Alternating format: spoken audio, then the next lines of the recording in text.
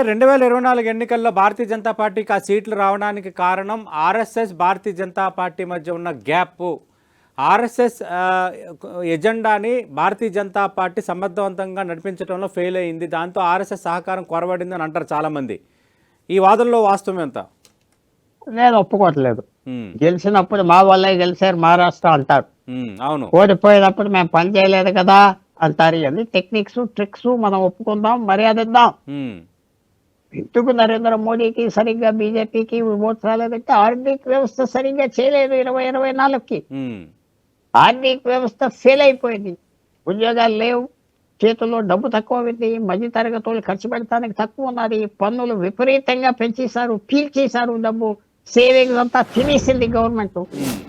మధ్య తరగతి వాళ్ళు, చిన్న కొట్లు, చిన్న వ్యాపారాలు, సైకిల్ మీద తిరిగే వాళ్ళు బీజేపీ సపోర్టర్స్. వాళ్ళని అసలు చూసుకోలేదు.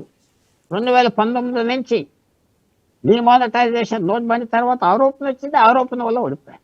ఎవరో మేము సరిగ్గా చేయలేదు కాబట్టి గెలవలేదంటే అది బీజేపీకి వాళ్ళు హాని చేస్తున్నారు, బీజేపీకి నష్టం కలిగిస్తున్నారు.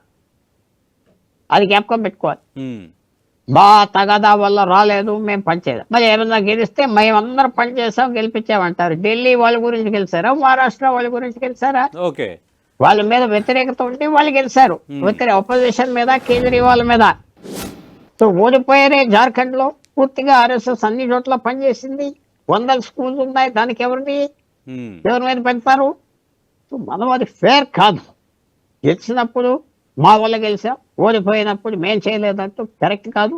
బీజేపీకి, నరేంద్ర మోడీకి హాని చేస్తున్నారు ఆ అభిప్రాయాలతో. ఓకే.